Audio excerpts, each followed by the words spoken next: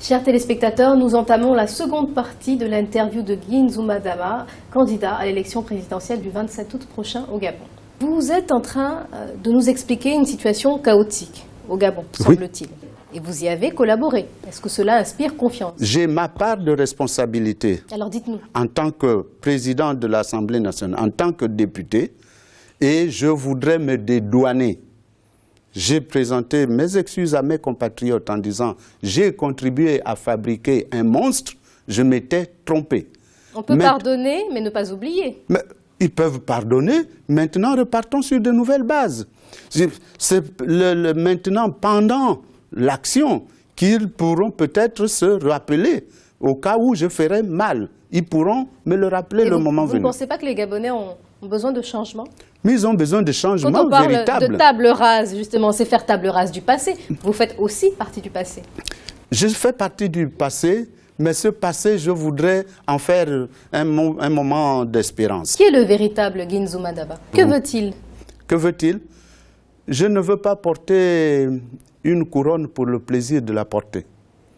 Je voudrais porter cette couronne pour préparer les jeunes actuels et les générations futures. Je voudrais qu'au moment où je ne serai plus je vais quitter la scène politique, que je laisse aux jeunes un pays apaisé, un pays réconcilié avec lui-même, où les Gabonaises et les Gabonais se considéreront comme des frères, mais pas comme des ennemis ou des adversaires. Est-ce que justement, vous n'aimez pas un peu trop les couronnes? Parce que 19 ans, oui, à la tête du perchoir. Oui. Certains observateurs gabonais considèrent que vous vous êtes enraciné à ce poste. C'est fort possible, mais je ne l'ai pas demandé. C'est mon parti qui me désignait. Et vous n'aviez aucune autre alternative? Écoutez, vous appartenez à un appareil. Si votre appareil vous demande d'aller assumer telle fonction, si vous avez les aptitudes, vous l'acceptez. Est-ce que ça n'augure pas une propension à s'accrocher au pouvoir? Non. Mon âge ne me permet pas de m'accrocher au pouvoir. Il n'y a pas de limitation, non, au Gabon, semble-t-il? Mais justement, ce qu'il faudra, c'est qu'il y ait désormais une limitation. Si vous étiez en mesure de réécrire l'histoire, seriez-vous resté 19 ans à la tête de ce Parlement gabonais? Si je pouvais réécrire l'histoire, cela veut dire qu'il faudrait que les forces démocratiques évoluent en même temps. Mais le PDG est resté victorieux d'une année à l'autre. Et dès lors que le parti me désignait, j'étais au service de mon parti. Je n'étais pas au service de moi-même. On va terminer avec la question Joker qui vient conclure cette émission. Oui. Avez-vous, oui ou non, fait main basse sur les caisses de l'Assemblée nationale lorsque vous en étiez le président? Non. Non? Non. D'où viennent toutes ces rumeurs, toutes ces suppositions, ces arrestations liées au fait que vous auriez détourné des fonds au Gabon? Vous voyez, ça me fait sourire. Effectivement, vous faites référence à l'arrestation du trésorier de l'Assemblée nationale. Il y a un principe, madame, comptable. Les comptables publics ont un document qu'ils appellent le compte de gestion. Ce compte de gestion, tant qu'il n'est pas passé sous les fourches codines de la Cour des comptes, est sous la responsabilité personnelle de l'agent comptable. Il peut le garder chez lui, comme il peut le garder au bureau. Mais il est responsable de ce compte de gestion. Donc, pour plus de sécurité, bon nombre de comptables publics gardent chez eux leur compte de gestion. Il y a eu malheureusement un concours de circonstances. Au moment où il transportait son compte de gestion chez lui, ça correspondait à la veille de ma démission de la tête de l'Assemblée nationale. Il était informé que vous démissionniez? Non. Non? Non. Vous ne l'assurez? Il n'y a qu'une personne et ma famille qui étaient au courant de cela. Et je dois dire, le perroquet de service du pouvoir de M. Ali Bongo a dit que j'ai vidé les caisses de l'État. Vous savez de quoi est partie cette rumeur? À qui faites-vous référence? Parce que je n'en connais pas, de perroquet perroquet de service, oui. Le ministre de l'Information. Il n'est pas ministre de la Communication, il est vraiment ministre de l'Information. Ah, réellement? Oui. Lui, il a dit que j'ai vidé les caisses de l'Assemblée. Mais vous savez de quoi est partie cette rumeur? L'État à travers le président de l'Assemblée nationale, a signé un marché avec le groupe Eiffage.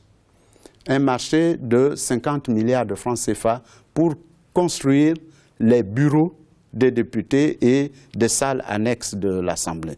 2 tours de 10 étages chacune.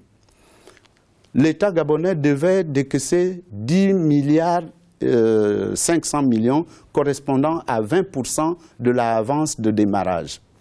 L'État gabonais a mis 15 mois pour payer les 3/4 de la somme. Et un premier décaissement avait été fait de 3 milliards et demi. Il a été versé au groupe Eiffage. Et il y a eu un deuxième décaissement de 10 milliards. Comme je savais, j'avais mon agenda, j'avais demandé au trésorier de payer au groupe Eiffage les 10 milliards de francs qui étaient dans le compte de l'Assemblée nationale à la caisse de dépôt et de consignation. Parce que je savais, je connaissais l'appétit glouton des émergents. L'appétit glouton des émergents? Oui. Appétit que vous n'aviez pas, vous? Ah non, non, non. Non. Je ne prends pas ce qui ne m'appartient pas. Donc, connaissant leur appétit glouton, je me suis dit, s'ils voient que là, il y a de l'argent, ils risquent de faire main basse sur cet argent. Et j'ai demandé au trésorier de virer sur le compte d'Eiffage. Mais quand ils ont vu que les 10 milliards ont disparu de la caisse de dépôt et de consignation, ils se sont dit, ça y est, nous avons eu Nzubandama, il a emporté l'argent. Mais je crois qu'Eiffage a eu à écrire au nouveau président de l'Assemblée pour dire que leur compte a accusé réception des 10 milliards de francs CFA. Donc, je n'ai pas fait main basse sur les finances de l'Assemblée, chère madame. Donc, cette transaction, vous n'en avez aucunement profité? Jamais. Jamais? Jamais. Donc, sur l'honneur. Sur l'honneur. Voilà. Donc, aucune malversation, aucun détournement sous Ginzama Dama. Jamais. Vous savez, madame, si je connais les émergents, je les connais. S'ils avaient cette preuve, ils me l'auraient déjà sorti sur la place publique. Depuis que je les dénonce, j'attends qu'ils me présentent cela. Le Gabon émergent, c'est un concept qui ne vous parle pas. Ça, ce concept-là ne m'attire pas. Mais comment voulez-vous, madame, que le Gabon puisse devenir émergent avec un système éducatif malade? Comment voulez-vous qu'il devienne émergent avec un système de santé malade? Avec une économie, je dirais, moribonde. Vous voulez changer tout cela. Quelle chance avez-vous face au candidat Ali Bongo Ondimba, mais également face aux autres candidats de l'opposition qui seront vos concurrents?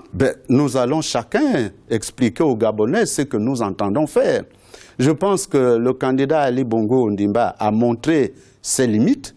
Nous allons pouvoir exposer cela aux Gabonaises et aux Gabonais pour qu'ils comprennent que nous avons été mystifiés pendant 7 années et que cette mystification doit s'arrêter. Nous ne pouvons plus continuer avec ça. Vous allez vous retrouver face à, par exemple, un Jean-Ping, un Casimir Oyemba. Est-ce que cela vous paraît logique que cette opposition censée être unie face à un président que vous voulez voir partir se retrouve totalement désarticulée? Madame, il y a l'idéal et il y a le possible. L'idéal aurait été que l'opposition soit unie. Mais cette opposition est plurielle. Elle est représentative des différentes sensibilités du pays. Je pense que ce n'est pas l'apanage du Gabon. Notre seul problème aujourd'hui est lié au fait que la loi est telle que nous avons des élections à un tour. Ce n'est pas lié à l'ego des différents candidats? Non, ce n'est pas tellement l'ego des différents candidats. Qui n'acceptent pas de se désister au profit d'un seul candidat face au président sortant? Mais je vous ai dit que l'opposition était plurielle. Elle prévoyait de n'être qu'une, il y a un an et demi. Oui, mais non, à cette époque, il y avait 2 groupements de l'opposition. L'opposition est plurielle. La majorité aussi est plurielle. Et cette majorité n'est pas unie aujourd'hui. Écoutez les déclarations des uns et des autres. Il y aura plusieurs candidats du PDG? Il n'y aura pas plusieurs candidats du PDG, mais donc le PDG aujourd'hui n'est plus qu'une coquille vide. Est-ce que vous pouvez à présent regarder cette caméra et vous adresser aux futurs électeurs gabonais?